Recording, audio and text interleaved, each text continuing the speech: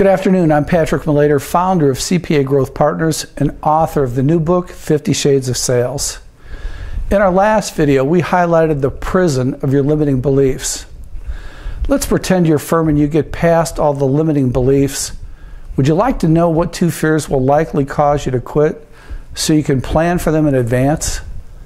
Now, before we get started, here's a little background. Would you agree that a huge number of CPA firm partners and partner hopefuls are more ambitious than, let's say, the average person you'd meet on the street? You'd probably say yes. Personal development life coach and author Tony Robbins views this determination many high achievers in the business world possess, particularly businessmen, as rooted in significance, one of his categorized 6 human needs. Now, significance is the need to feel important, to have meaning, and to think one's life matters. A couple of emotional states that run directly counter to significance are the feelings of failure and the feelings of rejection. Oftentimes, just the possibility of experiencing failure or rejection is enough to shut a person down. Now, this fear of failure and or fear of rejection isn't necessarily always a bad thing. For example, having an appropriate fear of failure might jolt you into preparing more diligently for an upcoming meeting with the IRS, PCAOB, or other regulators. Ditto with a healthy fear of rejection that keeps you from carelessly blurting out slurs. Now, the problem arises when these two fears become unfounded, unreasonable, and or incapacitating and preclude your teammates and you from taking some fairly normal and necessary actions like making cold calls to prospects to set up initial appointments, or continuing to follow up on scheduled meetings when your voicemail or email messages aren't returned. It also includes asking for an opportunity to issue a proposal or providing much needed feedback to a colleague or client. It might also involve introducing one of your firm's services to an existing client, or taking actions to start a new practice or service, or improve an underperforming unit.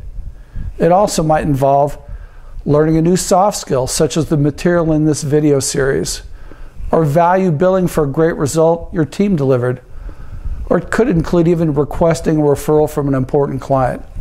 I'm sure you can think of other examples too. Things that would tighten your gut just by thinking about them. So, if a deep fear of failure or rejection is truly problematic, how can you overcome it? Although there are many methods, one of the more effective is used by Mr. Robbins in a multi-day event he calls Your Date with Destiny. It's kind of a life-changing seminar that you ought to consider attending should you have the funds.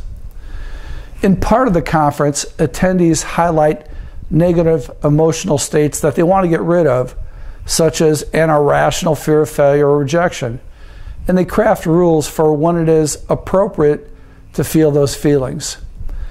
In short, the aim is to design rules making it hard to feel bad.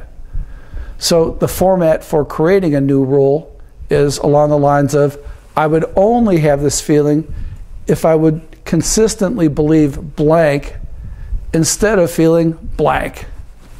So for yours truly, my rules for excessive fears of failure and rejection were changed using this process as follows.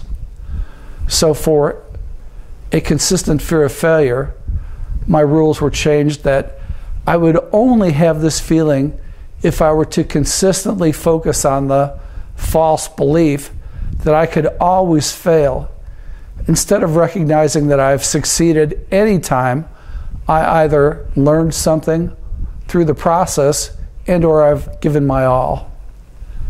Similarly, for a consistent debilitating fear of rejection, my rule was crafted in a way that stated I would only have this feeling if I were to consistently believe my worth or value as a person rests in the opinion of someone else, in other words, that they can in fact reject me, instead of realizing I'm the only person that determines how it is that I feel. Okay, let's take a few minutes for you to craft your own special rules for fears, whether they involve failure, rejection, uncertainty, or whatever it is that locks you up. Now, if you like the examples we've laid out herein, great. Feel free to copy them. There are no F's being handed out for plagiarism here. So go ahead and pause the tape now.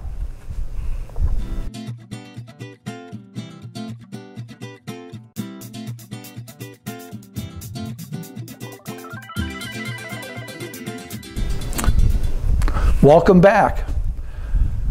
Now, having new rules for failure or rejection might be just hunky-dory, but they'll do absolutely nothing for you if you can't access them to blow past discouragement or you're wanting to quit.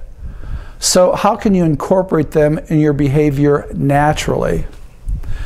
Some of the better discoveries about dealing with fears, self-doubt, and negative self-talk, including extreme fears of failure or rejection, come from the sports psychology arena.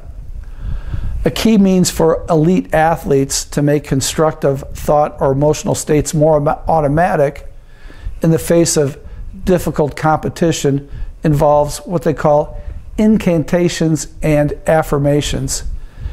In this context, affirmations and incantations are simply positive verbal statements, for example, like your new rules, that, as repeated over time, drive enhanced performance. In athletic domains, the goal is to integrate the affirmation and its feelings into one's life so that its message becomes part of an individual's beliefs. Now, the approach isn't like flipping a switch. It takes some time, but is deemed to have positive effects on the athlete's thinking initially, followed by their mood and ultimately their athletic performance. Now, okay, I know that you're not an elite athlete in all probability, but sports psychology affirmations and incantations and the approach might make total sense as a way for you to inoculate yourself against irrational fears in business settings. You know, as noted, it requires some diligence. Initially, you might need to spend 10 to 15 minutes a day for a couple weeks shouting out your new affirmations aloud to get them ingrained. Further, you're going to want to print or write out these new rules in a large font and place them in a prominent place, such as near your office phone or computer, so you can refresh your memory of them in tough work-related situations.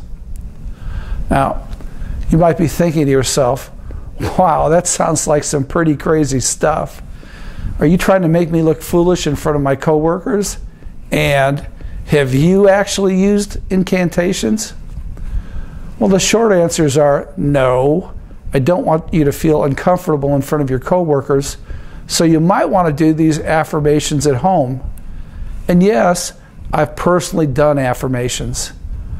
I found that creating rules for overcoming irrational fears of failure and rejection have been incredibly helpful, while my teams and I initiated several profitable practices from scratch.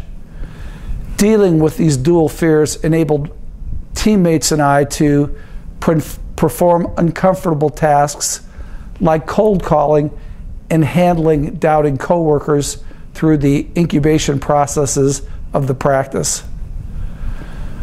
We also had a large goal map in my office that included these failure and rejection rules, so we could reference and remind ourselves of them regularly.